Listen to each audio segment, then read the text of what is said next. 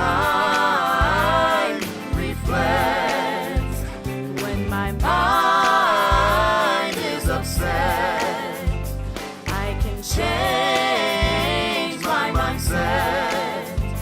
Do not be thrown offset. Humor time reset. Humor time.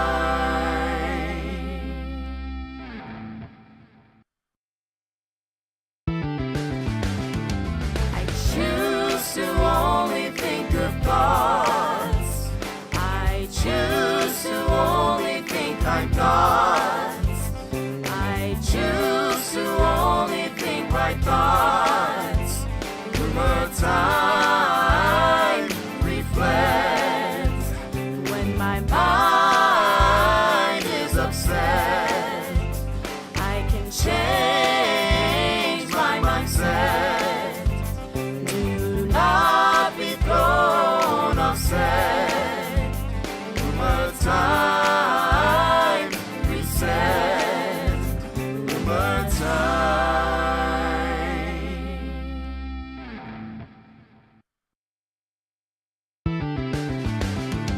I choose to only think of thoughts.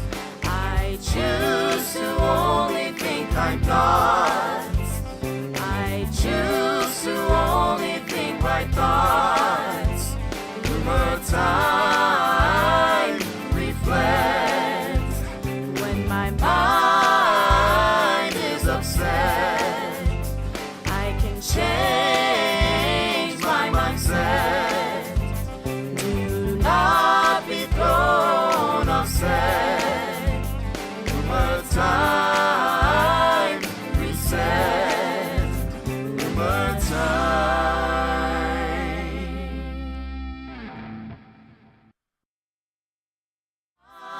Mind is upset, I can change my mindset. Do not be thrown offset. Humor time reset. Humor time.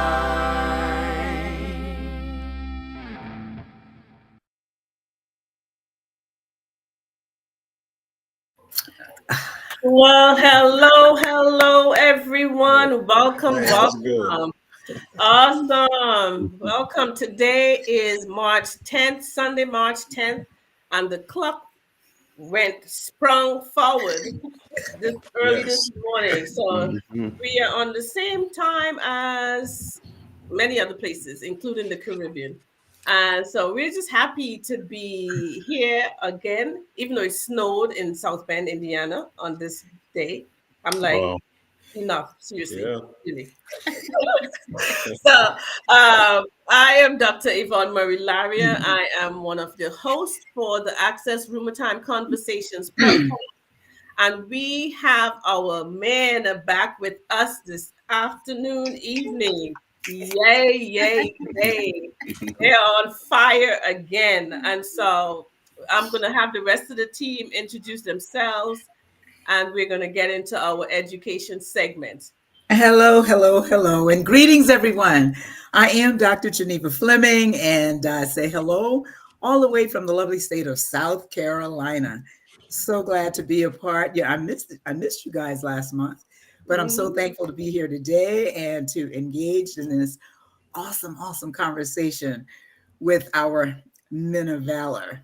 Yes.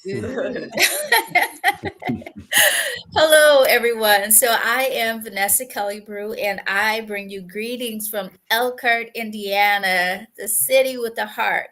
And I will say, Dr. Larrier, that it snowed in Elkhart too last night. Yes, it did. So, and I'm having a little trouble trying to catch up.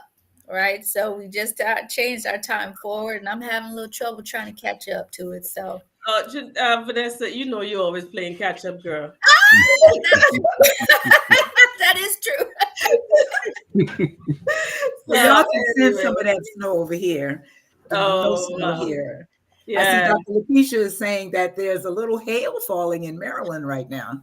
Uh, So Oh, cozy up. It's time to wow. cozy up for you yeah, guys. Yeah. yeah. So let's Mhm. have Mr. Wendell and Mr. Rodney introduce themselves. Mhm. Good afternoon, everyone. My name is Wendell McMillan II. I am a clinical laboratory scientist hailing from Nassau, Bahamas originally, and now I am in Silver Spring, Maryland. Pleasure to be here with you again, and hopefully we can provide some more value on this important subject. Mhm. Yes, welcome. Mhm. Hello, my name is Rodney Dale. I'm the fire chief here in Elkhart, Indiana, and the EEO representative for HRP Construction. Again, I'm here from Elkhart, Indiana, and Vanessa's right. We woke up to snow this morning, but we've had a really good winter so far, so we can't Yeah. complain, I guess. Yeah, yeah. Excited to be here Awesome. today. All right. Thank you. We cannot thank you, gentlemen, enough for being here and taking time out of your busy schedules to really increase access Mm. for Black men all over the globe in regards to their mental health. And Mhm. also by extension and maybe unintended consequences, the women are going to also become educated Right, because we want to know how to best support our men. Mhm. And so whether it's the significant other, whether it's a son, whether it's a brother, a father, whatever, if you are of the male species, the women are benefiting from you all right, sharing so that we can strengthen our communities, Mm. right? Because the ruin of a nation, according to an African proverb, Mhm. the ruin of a nation begins in the homes of its people. Mhm. Mm. Yes. right. That's right. Yes. And so if we are able to help not to stop the ruin of the family, Mhm. Mhm. Mhm. what we're doing is worth it. Absolutely. Right, Yeah. right. And so we're going to be talking to these two gentlemen, and we're just going to be having a conversation um, about mental health in the Black community as it relates to men, as Mhm. it relates to men, and the Black community, not or communities of color, not just in the U.S. but across the globe. Mhm. Mm. Okay. Mhm. All right. So let's get our education segment going. Okay, so I'll jump Mhm. in right here. It's our rumor time prayer. Dear Heavenly Father, thank you for this day and for this Access Rumor Time Conversations podcast. We thank you for allowing us to be chosen to be here because we are special and we matter to you. We pray that you will help us to recognize, understand, manage, express, and reflect on thoughts, interactions, mindsets, and emotions that are helpful, kind, wise, uplifting, and courageous.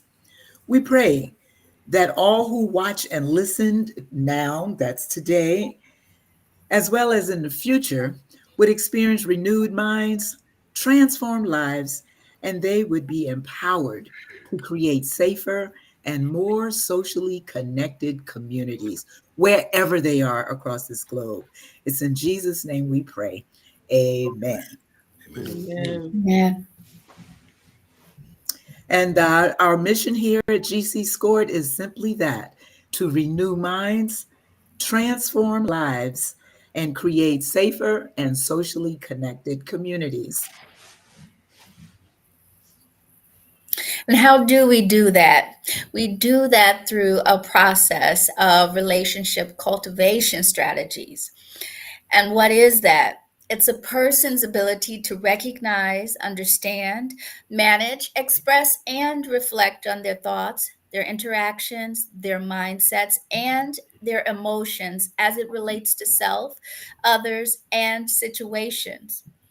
Effectively utilizing these competencies engages, educates, equips, and empowers individuals of all ages, stages, and locations to successfully navigate daily activities such as loving, learning, earning, relationship building, problem solving, and adapting to the demands of growth and development. All right. And so the rumor time, our show is called Access Rumor Time Conversations. Well, the rumor time is an acronym, and it starts, the first part of the acronym is recognized as the first R. Then you have understand, which is U, manage, M, express, E, reflect, R, on your time. Time is your thoughts, T, interactions, I, mindsets, M, and emotions, E. So the rumor time process, first and foremost, is an acronym. And the definition of it is that it is a 5-step culturally responsive neurocycle problem solving strategy that is used to engage, educate, equip, and empower individuals to help them move from inter and intrapersonal imbalance to inter and intrapersonal balance, and from unconscious living to conscious living. And we do this with all types of situations, whether it's a happy situation or a sad situation, a troubling situation, because this is something we do on a daily basis all day long. As long as you're awake, you are rumorizing. Right. Now, you may not be conscious that you're doing it. And so that's what we want to be able to do. We want to be able to help individuals move from unconscious living to conscious living. We want you to move from subconscious to bring the subconscious to the conscious so that you are able to better problem solve and make better choices and decisions for your life. So that's the rumor time process. And so we have a mental health. We have our definition of mental health. It's our blueprint, our manifesto. This is the way, these are the lens through which we see mental health. When I say we, I'm talking about us here at GC Scored. And so we view mental health from a social, ecological, cognitive, behavioral, and emotional perspective. And we believe that to achieve triadic balance, we must intentionally and consciously integrate the roots, what is happening at the root level, the level where you're not seeing, such as relational capacity building skills and the conditions and resources in the what we call the social determinants of health and mental health. So those places are home, school, work, and community.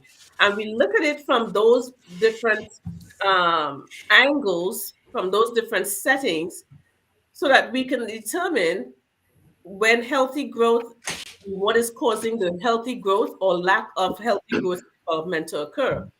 And so in our definition, we interpret many symptoms and behaviors, feelings and labels and diagnoses as fruits and outgrowths and manifestations of what is happening at and around the root level. So that is our comprehensive but encompassing definition of mental health from GC Scored's perspective.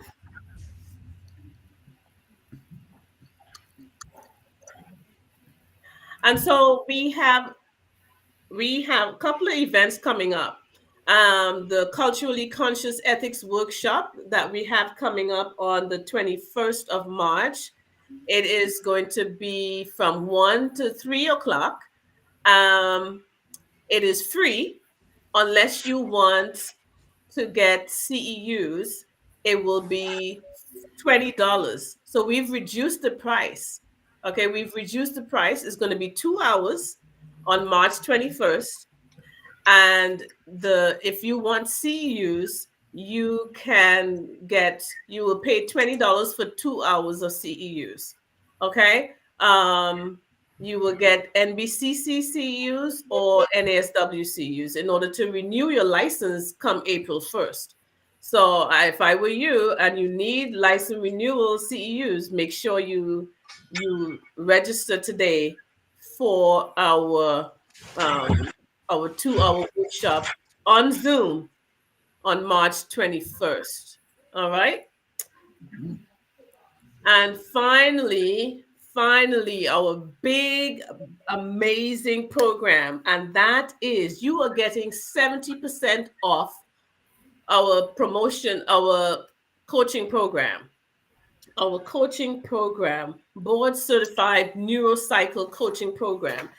And it is for life and relationship coaching individuals who want to become life and relationship coaches. Uh, 70% off. Where else would you get a 70% off discount? Nowhere else but at GC Score, right? And if you want to up your game, scale up your marketability, increase access, be a credible messenger in your community to help individuals, to coach individuals through life issues and challenges and relationship challenges as well. This is the place you need to be. If you don't think you want to benefit from this, tell a friend, have them look into it. Go to our website at www.everypeacematters.com or send us an email at amhers@gcscore.org or give us a call at 574-315-9981. This is an opportunity for you to dive into a world of growth and empowerment with our board certified, culturally conscious neurocycle life and relationship coaching program. Is the chance for you to transform both your personal and professional life at a fraction of the cost. All right, so we're looking forward to having individuals sign up before March 31st so that you can get the 70% discount. The course starts April 10th. Again, if you want to get the 70% discount, which is in honor of Women's History Month, you have to register before March 31st. Okay? This is not open-ended. So hurry, hurry, hurry. All right. Thank you so much. Let's get into our conversation this afternoon. Wow. So if you were with us last month, when these two dynamic men shared with us, gave us some real insight into how they experience mental health, how people, they can't speak for all men, but they were able to share with us how they navigate the mental health space in the different where they're embedded in different settings, right? And one of the things that has stuck with me is when they said the only place, and I've said this so many times, the only place that they feel a sense of, freedom,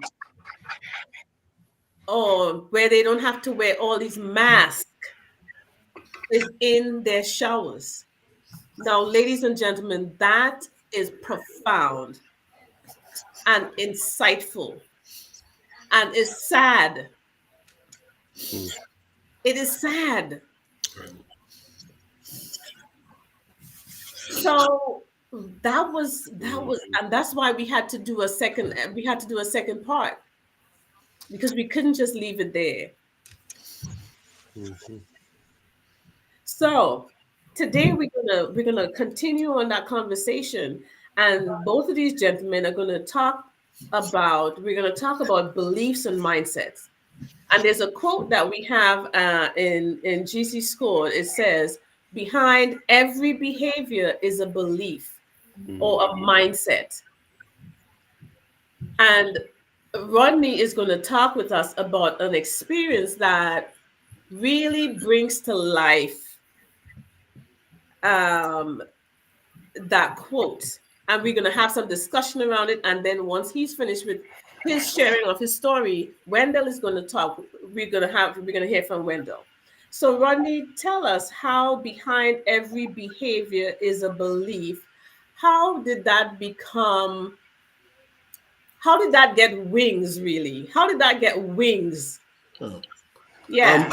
What the things that we're taught from the time that we were children just kind of sink into us. And I was raised by my grandmother. She was a little overprotective, but she would always tell me, she was very conscious of the fact of, African Americans dating white girls or white women. And she just always thought that if I was alone with a white girl, that somehow it was going to result in the white girl saying that I raped her or I tried to rape her. And she always wanted me to avoid those situations. So you fast forward, to me being an adult male and 50 years old at the time. And I pull up to the office at the place that I'm the EEO officer for. That's an equal employment officer. That means that I'm in charge of sexual harassment and racism, and you know what I mean? So, and stuff like this. But here I sit, I pull up to the office early, big office building in South Bend, and I see the white secretary going in. She's going into the building early also. She's beat me there just slightly, just enough for me to see her going in. So I'm thinking, I don't want to be in the building I'm thinking she doesn't want me to be in the building alone with her. But in fairness to her, I'm also sitting there thinking I don't want to be in the building alone with her. It's not just on her, it's on me. I'm thinking that's probably not a really good idea.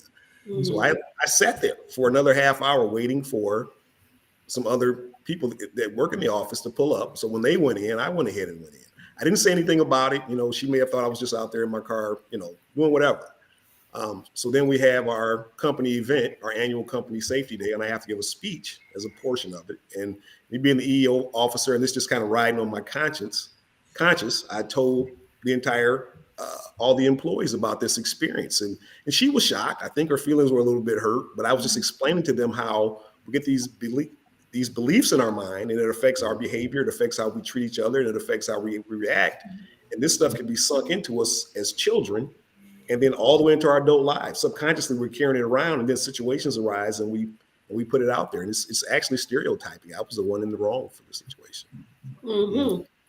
Yeah. And so Rodney, in that situation, your grandmother taught you had a belief that was indoctrinated into you from childhood. Right. And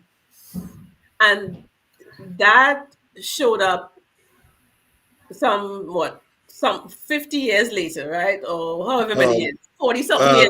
40 plus years, 40 some years later. Yeah. And that was one that you were conscious of. Right? You were conscious of it because you had, tell us how you became conscious of that. Because it's like it was almost a reflex, because had it been like in a bar or in a social setting where there's more people around, if it was been a white female, I would have talked. I've been able to function across the races very well, but it's just like in that situation, it just kicked in because we were the only two that's going to be there. We're in this office building. She's a professional. I'm a professional. This is not going to work out well for me. I mean, it's like it just took me over. It wasn't a debate. I was not going in. You know what I mean? So it's just like in that moment, it took me over. It's like I could hear my grandmother all over again, and I just sat there until other people got there. Yeah. So you could hear your grandmother all over again. And so I wonder, when did you become conscious of the behind every behavior is a belief, and how did you share this with the people that you trained with? How did you tie that in, Rodney? I tied it into, I was actually conscious of it, long ago, but in that moment I was conscious because I kind of knew that I was wrong, but I knew it was something that was taught to me, and I chose to follow it. I can no longer blame my grandmother because I'm an adult now. And that's kind of how the way I tied it into with the employees is with discrimination, whether it be racism. If your grandparents taught you not to like minorities, you're an adult now. So you got a choice. You can no longer blame it on your teachings. Although that's comfortable, which is kind of what I did. Okay, my grandmother told me this, but my grandmother told me a lot of things I didn't always follow. So in that moment, I tied it in with the employees by we can't always use an excuse for what we've been taught to behave in a certain way now. And that's a hard thing. It's still a hard thing because behind every behavior is truly a belief. And if we don't fight some of those beliefs, if we don't make efforts to conquer those beliefs, the behavior continues to follow those beliefs. Yeah, absolutely. And if we don't recognize what those beliefs are, then it's going to be very difficult to manage them and change those beliefs. So we have to be able to recognize that. First of all, we have to know the fact that behind every behavior is a belief. Right. That's just kind of like ground zero. Right? We have to know that. And once we know that, then we have to start being reflective about our behaviors. Why am I doing this? Where is that belief coming from? And how this is where I want us to take this conversation. So your beliefs that were handed down to you from your grandmother was still having impact in your day-to-day Right. showing up in your day-to-day interactions. Mhm. Wendell, Mhm. what beliefs what beliefs have been handed down to you as it relates to how you show up and Mm. mental health and mindsets? How what beliefs? Broadly, again, I come from the Bahamas, and we have in our culture, men are taught from an early age, you need to handle yourself a certain way as a man, right? Mm-hmm. I tell this story to my children now, and they laugh at me all the time. I remember very vividly, we were doing some church building projects around one of the churches, right, growing Mm-hmm. up. And actually, I had to be maybe 10, 11 at the time. So I'm hanging out with the elders. They're teaching me about carpentry and this type thing, valuable lessons that I learned. I'm very Mm-hmm. thankful for those lessons. But I'll never forget, one of the gentlemen, we're talking about something, and I remember he made a statement. Man don't chew gum, right? Man don't do that type stuff, right? If you a man, right? So this is the type of mindset I'm trying to Right. give you. So Right. simply chewing gum Yeah. means that somehow I am less of a man. Okay. Wow. And I've heard that throughout the years in terms of extrapolating that, man don't use lotion and all them creams and stuff like that. You're a man. You need to, operate a certain way. So you Mm-hmm. can see where I'm going here, right? Yes. You're expected to operate a certain way as a man. Fortunately, again, for me, well, when I say fortunately, I was able to learn this lesson early on, right? So when we lived in Jamaica, my father at a certain time was pastor of 9 churches. Mm. Yeah, I'm gonna let that sink in. 9 churches. So physically, mentally, he was drained, and I Right. saw what that did to him, right? Mm-hmm. Mm-hmm. So again, in terms of, we talk about separating the mind from the body. Mm-hmm. So I was able to see him go through that, and so I was able to see him be very vulnerable, right, within Mm-hmm. our household. Right. So I knew that for me, okay, you can push yourself so far, but at a certain point, your body, your mind, your whole being may say, "Hey, this isn't working here," right? Mm-hmm. And Mm-hmm. so, what that situation taught me Mm-hmm. is that, as a man, right? Mm-hmm. So when you get to a certain place, it's okay to seek help, whether that's for your physical being, your mental being, mental Mm-hmm. health being, whatever it is. Mm-hmm. Because again, you can try and be all manly all you want. There are people who need you, and you can't give to them if you're not whole. So you have to Right. find a way to Mm-hmm. get yourself whole. And if you're fortunate enough to have that conscious conversation with yourself, like, hey, I am at a place now where I am not giving all of myself to the people who need me, whether it is, at my job, my home, which is the most important thing. Mm-hmm. And so I need some help for that. Yeah. Right. And when you can make that conscious conversation within yourself, Mm-hmm. and if fortunately you have some resources that you can use at the Mm-hmm. time, that's where true healing can begin. Mm-hmm. But again, you have to have that conversation, be honest with yourself, and Honestly. understand, again, those conversations you may have had for however many years from the time you were young, it may not be the best thing for you now, and it may not apply to what you need in your life. Absolutely. Absolutely. So here we have one person here in the US Mhm. getting a message about, and again, is cultural, right? So in the Bahamas at the time, race issues were not the issue. But in America, that was an issue and still is an issue. Oh, So yeah. the messaging and the beliefs that were shared with Rodney were appropriate for the time because his grandmother wasn't just crazy. It was a response Right. happening. Right. So I want us to keep that in mind. We're not saying people were wrong. We all as humans respond, react, and respond to what is happening in our environment. And as human beings, we have to find ways to survive. What Rodney's grandmother was doing was ensuring that her grandson will survive the times in which they were living. So, and sometimes the messages some of the messages may not be necessary for now. Some of them may be. But when we live consciously, we are now able to then say, is this message still appropriate for 2024?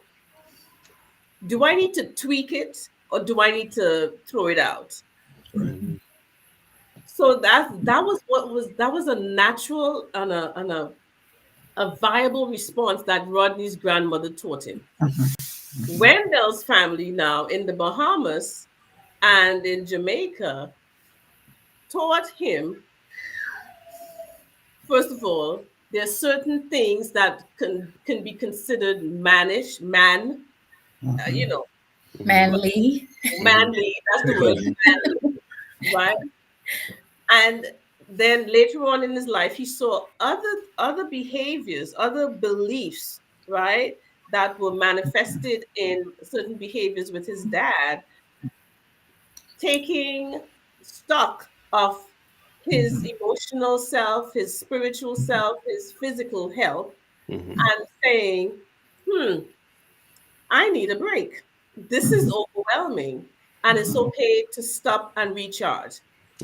He got two sets of messages based on his cultural experiences. Now, he could have chosen to not chew gum, and we know it's not just about not chewing gum. It's a certain category of behaviors that are not considered manly, right? And the chewing gum is just a representation of that. We know that. But it's interesting, guys, that the beliefs that were handed down impacts our behaviors today. And so what I want, my next question is, what are some of the behaviors, what are some of the beliefs that you may be still operating on that may be negatively impacting, and if it's not for you, but people you know, Black men? What are some of the beliefs that are still going on right now that have been handed down as it relates to mental health in the Black community? Rodney, you had a really good one we talked about regarding church. Yeah, I think the only way to change the narrative for African American men where mental health is concerned is for it to start at church. The pastors are going to have to start saying, you're not lacking faith by seeking a mental health counselor. You don't think that you're coming up short in your prayers by seeking a mental health counselor. Church is still where we gather. The women, the men, the children. And if the pastors will take the lead on that and say it's okay to get mental health counseling, it's okay if you're feeling sad or down and out to go talk to someone that's not the pastor or that's not the deacon. Someone that you can actually talk to in private and not have to worry about someone else finding out about it. Or them preaching about it the next Sunday. Right, exactly. And not saying names, but everybody in church knows who they're talking about. Hey! I've went through some of that. So it's very important for our churches to do it. Otherwise, especially for men that, are men Wendell's age, because, we're grown men already. So it's all the negativity about mental health and seeking mental health and expressing sadness or talking about being depressed is already in us. That That message is sunk in. So in order to change the narrative for us, it's going to have to come from some clergy. The pastors are going to have to speak up. The church people are going to have to approve it. And that's how we're going to have to change it for us going forward. Yeah. Yeah. Wendell? I wholeheartedly agree with that. It has to come from those institutions that we currently trust. That we, it may help a lot if we hear it from them. And again, I think all of you are mental health counselors now, right? Like you Yeah. see patients and everything, and you guys prayed at the beginning of this. You don't have to separate Right, exactly. and your beliefs with clinically sound therapy to help you with again, it's chemicals. We're talking chemicals and the way they fire, and everything has an impact on that. And it's okay to have the two together. You guys are a perfect example of that. So yeah, we can keep them, and fortunately I have some guys I went to college with now who are pastors. And they speak very highly of how their mental health journey has helped them in their ministry and just, of course, being men and fathers and everything else. I'm so thankful to them for that. So there are people out there merging them together, and I think we're going to have more of that coming forward. So, I think that's a key point, that it doesn't have to be separate. It doesn't have to be separate. Vanessa and Geneva, anything? I see Lakeisha said, amen. I believe in Jesus. We also have a therapist. Should be a t-shirt. It is a t-shirt, Lakeisha. Yeah, absolutely. Thank you for sharing so much deep and profound information. Wendell, you shared information earlier. You alluded to an empty cup. You can't pour out if you don't have it in there. That's right. So what are you all, and then this is to both of you, what would be your response to someone who doesn't recognize that their cup is empty, but yet they're still trying to lead or trying to produce or trying to manage, but they're managing from an empty place and they don't really realize that?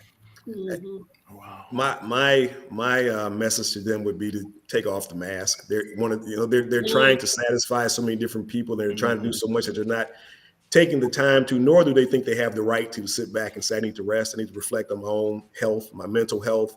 I need to get myself together. They're trying they got this image going, and they're trying to make sure they uphold that image day in and day out, from place to place. And they're too afraid, because then that's weakness.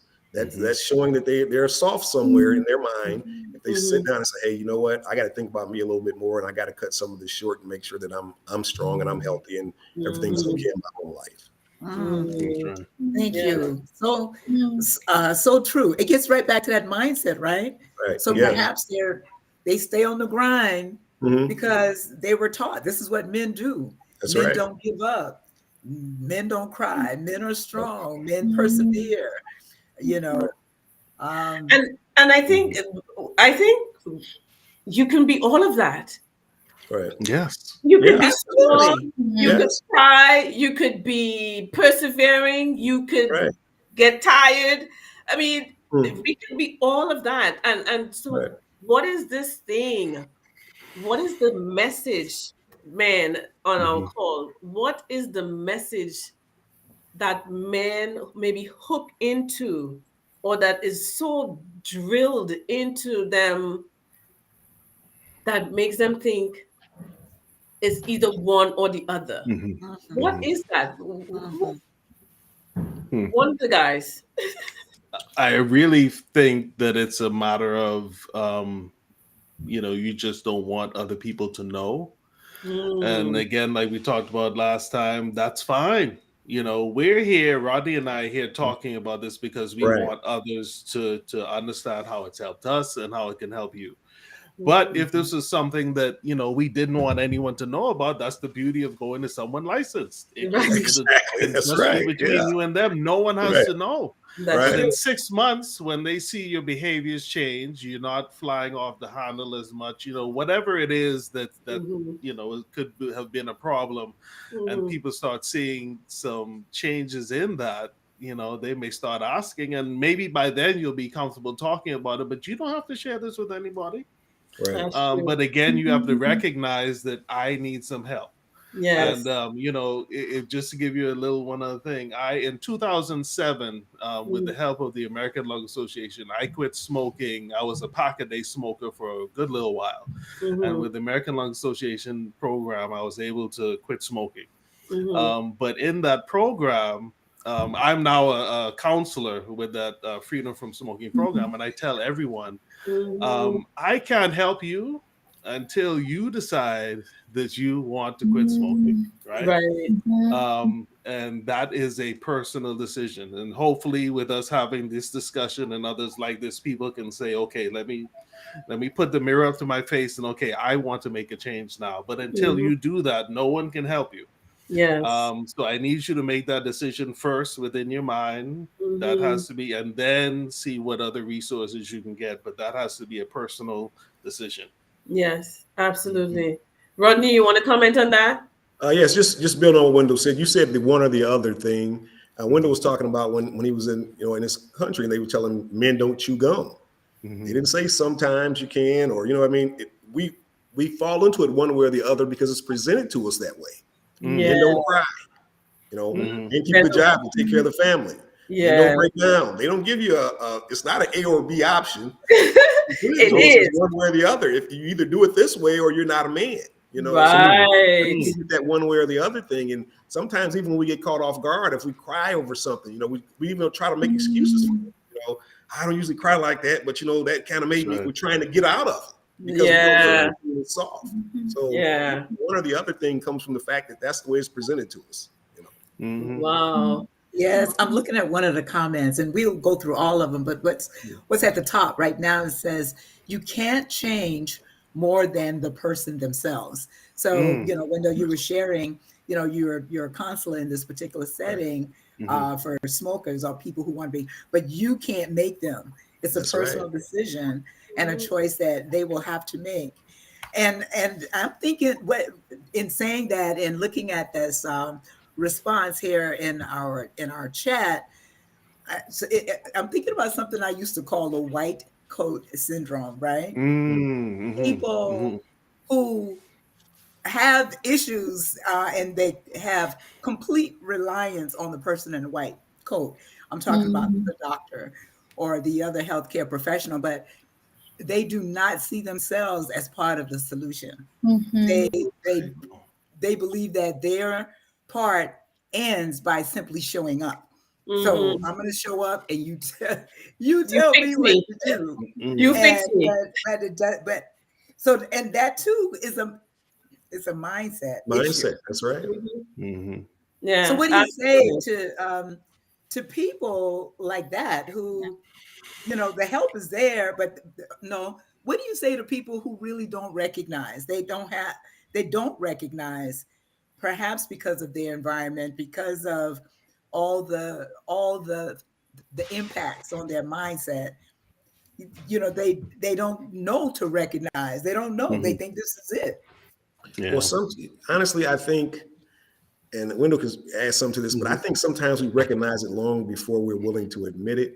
Because there's not a lot of positive that comes out of it once you admit, I need to go to counseling, or I need to, because your friends or whoever they are, oh man, you're getting soft, or you do. That's not what, there's a lot of negativity that comes flying back at you. And a lot of the things that I've done wrong in my life, I knew they were wrong.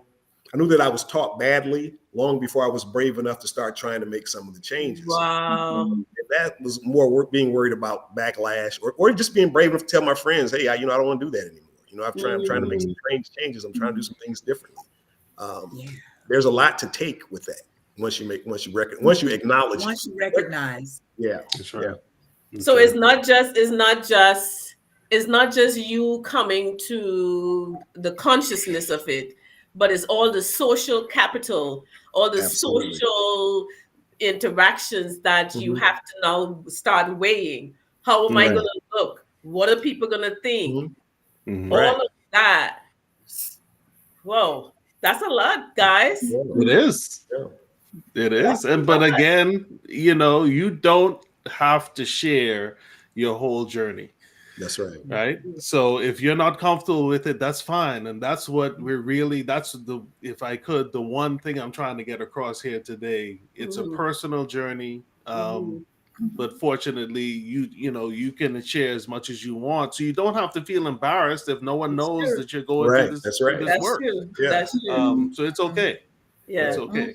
I like that. I like that. We Now, have I had a some burning question. I yield, Dr. Larry. You're about to say something. there's some things in the chat. Vanessa, you want to share with us what's in the chat, please? Sure.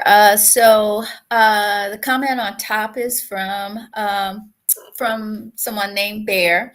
How can I communicate my emotions and my processing with the people in my life who are very prickly and not helpful when I give them info about certain things? And so that comment there really for me is tied to a question that I have, or rather like a statement about the fact that men and women communicate very differently. And so for men who are experiencing some type of like emotional challenge, how do you communicate that with people when you have this fear of being seen as being soft for having those feelings and then for sharing those feelings out loud? Right. For me, I had to decide, just for my own personal mental health, I'm either going to have to be brave enough to tell these people I'm doing some things differently, or I'm going to break down. And so for me, it came to me or them. And if they can't accept it anymore, I just got to change the company I keep. And then what inspired me is when I was still on Facebook, I got an inbox from a teacher because I was going through some things. A teacher that had remembered me from elementary school, but I had never actually had her as a teacher. Some of my older brothers and sisters had, but she remembered me from when I was a little boy. And she said, Rodney, I've watched you try to live in two different worlds for a long time. The people that you've kept in your company weren't happy for you anyway. So she said some of what I went through, she saw coming. So we have to be brave enough once we go to counseling in private, the counseling is going to change us. And so as those changes come, we have to be brave enough to show those changes to the people that we've kept around. And if they don't want to accept it, we have to move on from them because maybe they just don't want us to be better anyway. And then there are people who come into your life for a lifetime, a season, a reason. Right. And sometimes some people come into your life as a as a demon. Right. So you have to know on your journey when it's a detour that you need to take, when you need to do a U-turn, when you need to merge, or when you need to get off the ramp. That's how we're gonna have to. And so for men, I would like to know and see how else, as Bear says, a sad and lonely journey it is. It sounds like it is. Yeah. it is. Yeah. How could we help you guys? How could we? Somebody asked. Laurel said, "We women need to be deliberate in creating safe spaces for the men in our lives." Yes. I think some of the sadness. I'm sorry. Go ahead, Wendell. So just to piggyback on what Laurel said, fortunately for me, I'm very, very fortunate to have the wife that I do, because I know when our bedroom door is closed, whatever happens, right, in terms of I can share, and I don't have to worry about her getting on the phone with her girlfriends, telling them my business. If she does, they're very good at keeping it a secret because I don't hear it again. So I'm thankful for that, right? But that's important. It is. You're not going to open up to anyone that you're not sure that they're not. Look, ladies, please let me say this now. If your husband is confiding in you with something, telling your mother is not a safe place either. Telling your best friend, no, that has to stay right here, or you will never hear it again. Trust me when I tell you that. So please, hear that. If someone is coming to talk to you and they're confiding in you, if they can't trust you again, that'll be the last time they do it. Trust is key. Trust is such an important issue. And I got to ask this question because I wasn't with you in the conversation last month. Did you all have an opportunity to get to the why? Like the why that shower is the most peaceful place for you? Why? Yeah, we talked about that. Right. Go ahead. Yeah. You can share it again. Because there's no audience anymore. It feels like as an African American male, we're always performing.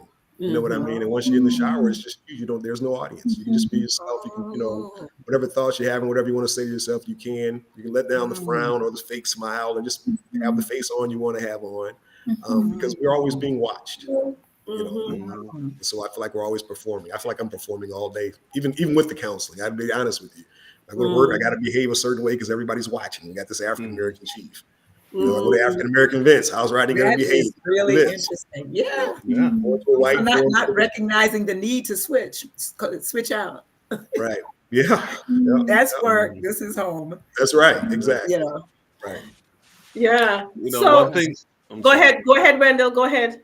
One thing for me, Dr. Geneva, when I was talking to my therapist about the first session, and I was telling him, you know, we made the analogy with the mask and everything. So he said, "What mask were you wearing during the show?" And I was like, "You see that now? Why? I'm not trying to do this kind of work. I'm just letting you know, right?" And I had to think about it. Like, okay, really think about it. So the way I described it is, it's a clear mask. You can see me. Right. But I still have on some plexiglass so I can protect myself. Absolutely. Right. And so just talking about that made me think about it. You all the time, as soon as you get up from in the morning, you have to be certain things for certain people or whatever. So I love that exercise, you know, that he had me do. And it just, you know, it gave me another perspective. Absolutely. So it says, go ahead, Vanessa. Yeah, I just wanted to jump in and say, like, Rodney, you had talked about like the fear of changing, right? And being ostracized or cast out. And I'm looking at Bear's comment here, saying, like, I think for me it's sad because everything I am experiencing in my relationships is nearly completely the opposite from what I ever wanted for myself in my life. Lonely because choosing me makes people mad and shun me. That's fact. And one of the things that I think about is we all play a role, right? And the relationships that we are in, people see us, they see you in a certain role. Right. And when they are used to you playing that role, and then you change that role on them, they no longer know how to be in relationship with you. That's right. Because now they are confused because the role has changed. Powerful. Yep. And so, go on. No, go ahead, Vanessa. No, so that's just part. So again, when you make the change, because you are trying to become someone new, someone different, someone who is letting that mask go, how can you then, for the people that are in your life, how can they know that you are still that person, but be in relationship with you in a different way? I think the first thing is anybody that we keep in our lives should want us to be the best version of ourselves. Exactly. Yes, sir. Exactly. Yes, sir. And so if that's eliminating some negativity, and the people that are close to us that we interact with regularly know what our negatives are. What I experienced is first they look, man, I don't want to do this anymore, or I don't want to talk like that anymore. They try to tempt me with it.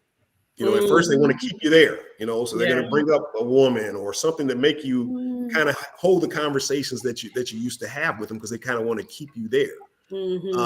And I try to take just personal responsibility because I was just good at going from place to place to place with these roles. Okay, so whatever I put out is what people started to see me as. So I have to own that.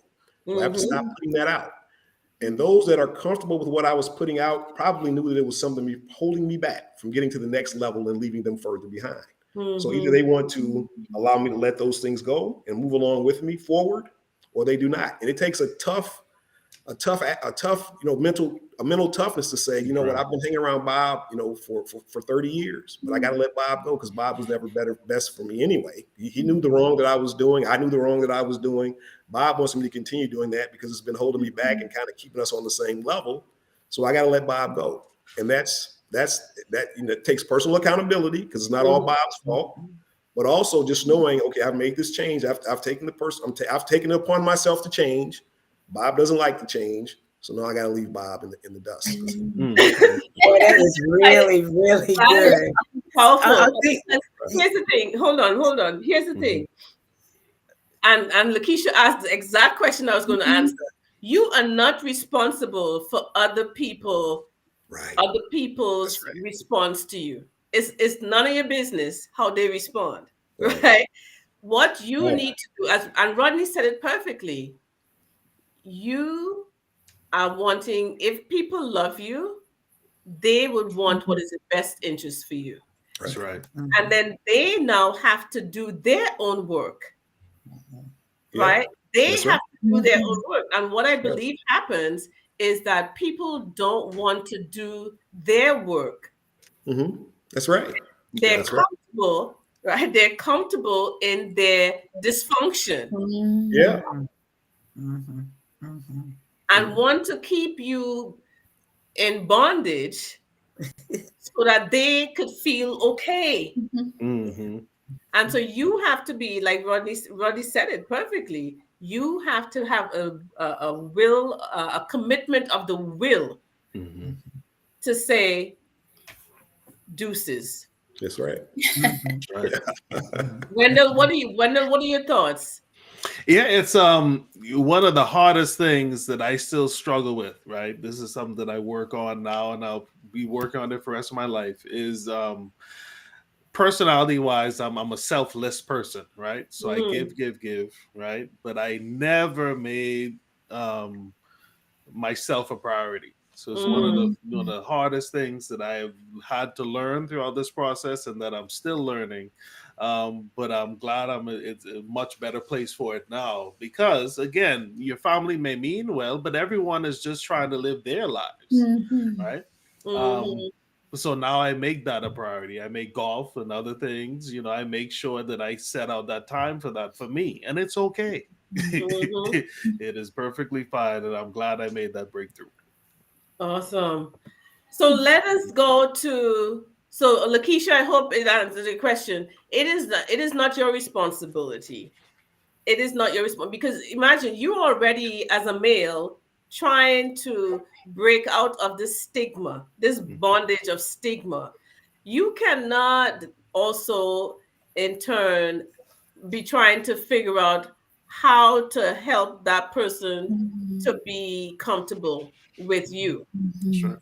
Right? I think that's a lot of responsibility that you can't take right now. And it's another way for self-care. It's another way for self-care and self-preservation. Because you know that if you are not well, if you are not your best self, if you're not operating in your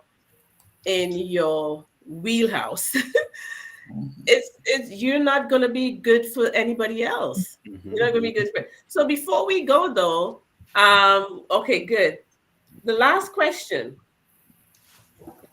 Well, actually, it's two questions. What are some of the noises? What are some of the noises that, or when I say noise, what are some of the distractions? What are some of the beliefs that men are carrying around, in their minds, in their wherever, that are causing them to stop being, to not move forward with getting the help? So what are some of those beliefs that you've heard? And if our audience, Facebook and YouTube, if you could also put in the chat, what do you think are some of the beliefs that you have heard that causes men to not want to move forward with, seeking help? And I know Wendell is on a mission right now to let people know if you go to a licensed counselor, a licensed professional, you are not required to tell anybody else that. That's So right.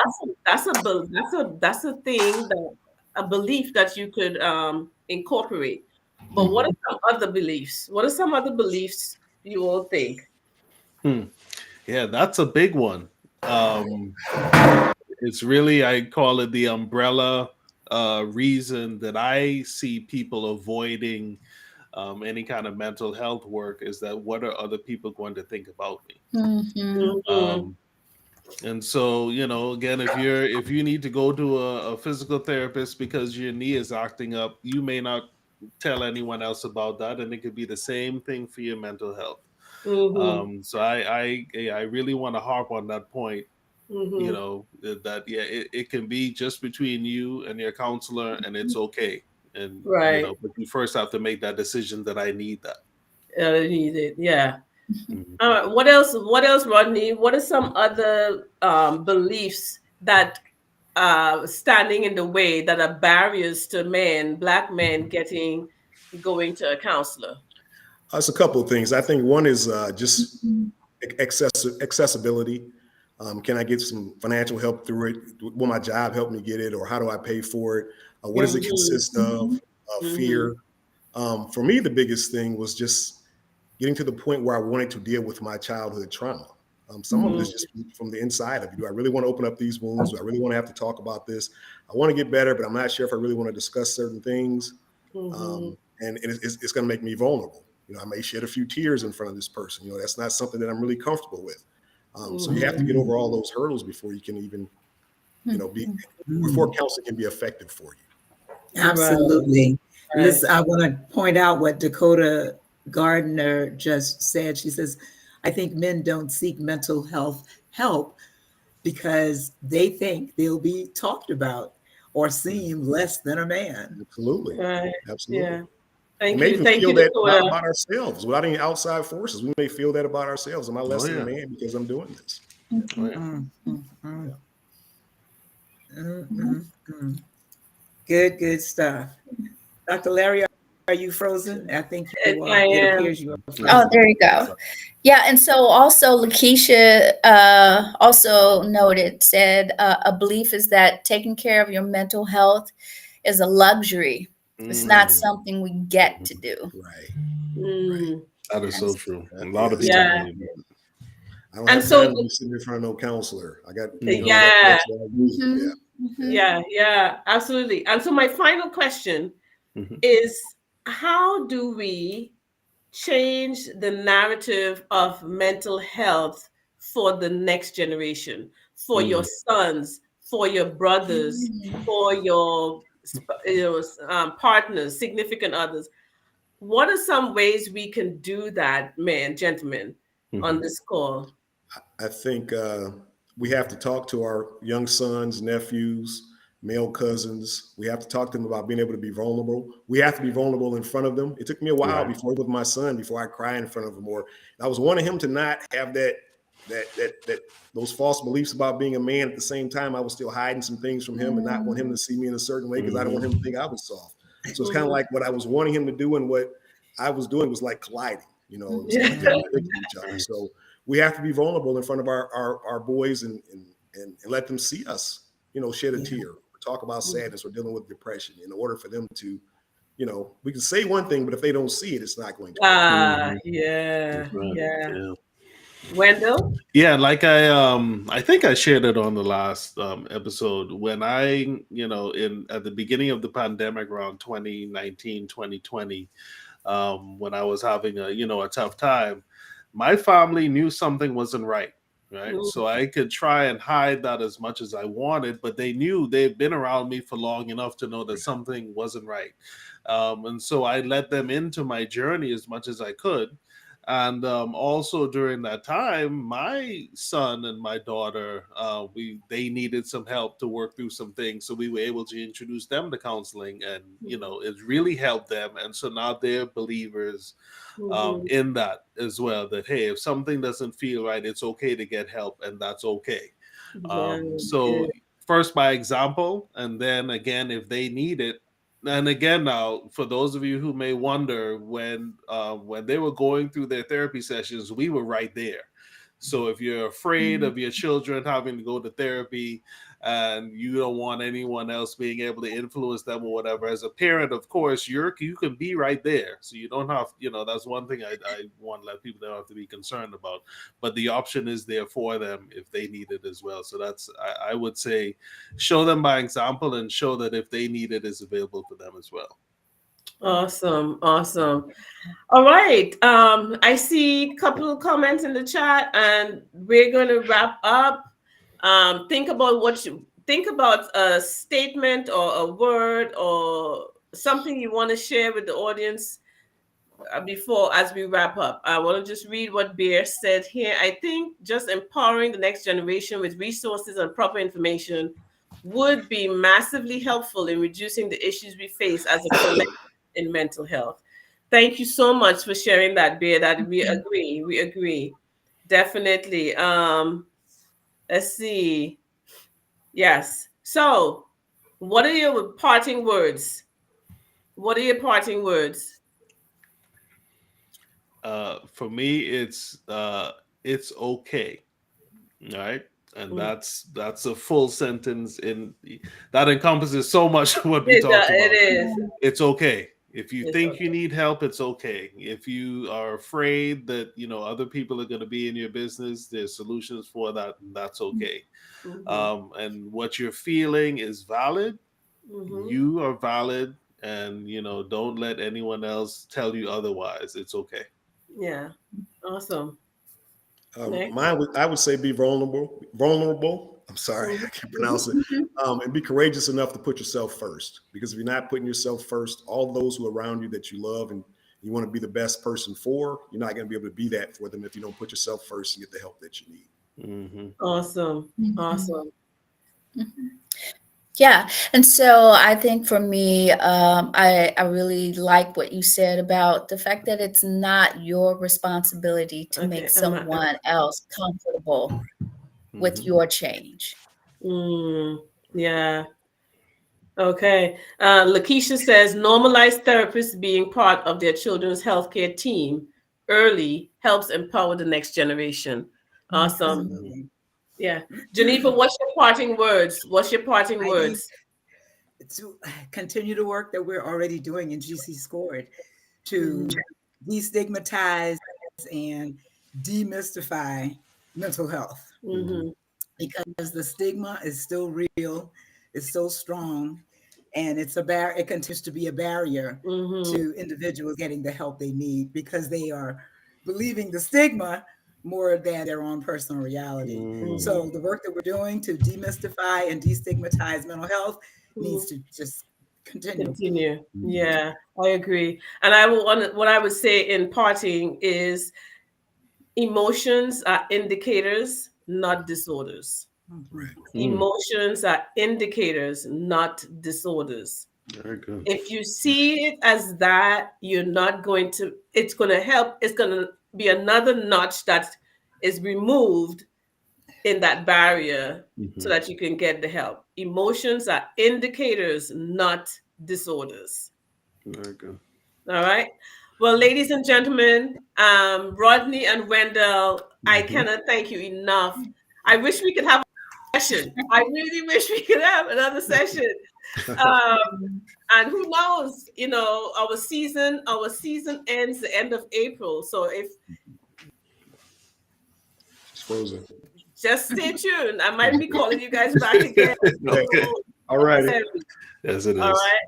It's so necessary. Thank you for shedding light on Black men and their mental health. And your contribution and what you do are so important and vital. So please, and everybody has a story. And don't ever let anybody tell you that your story is not valuable. That's right. Yeah. Or that it's a problem. Oh, that's a problem. It's not a problem. It's just your story. It's your story. Yeah. So have a great evening, everyone, and we will see you on March 24th. On March 24th, we're going to be talking about mental health and mastectomies. Mhm. Mastectomies. Mm. Okay. Yes. Mm. We're going to have Wow. someone who is going to share her journey about having a double mastectomy and how that shows up for her. Mhm. All right. So March Wow. 24th, we look forward to seeing each of you here again and engaging with us. Have a All right. great evening, everyone. Thank Take you. care, everybody. Have a great Bye-bye. evening. Thank you. Thanks Bye. again. Bye-bye. I choose to only think of thoughts. I choose to only think kind thoughts. I choose to only think right thoughts. Humor time reflects. When my mind is upset, I can change my mindset. Do not be thrown offset. Rumor time. The rumor time process, and I came across this quote: behind every behavior is a belief. Whatever setting you go to, whether you're at church, whether you're at school, whether you may be having I was an issue able at home, to analyze a little bit more. bringing about real positive In order for me changes. to be effective, I have to be reflective. And this training I gather an appreciation for reflecting. And I take it from just something that's inside to getting it in a tangible form, getting it out from. Fulfilling and rewarding to see the kids who coming and they sincerely growth in them. They became more reflective in their thinking, to see children grow and not just see but to be a part of it. What I have learned in camp about rumor time is that it's a process for solving problems we face in our lives. My stress, and then I begin to enjoy and spend time on the things that really make me happy. And come in this training to all age, from kindergarten. before you do that thing that you'll regret, or say that thing. If you breathe and think, you should have this training. I would recommend this to everyone.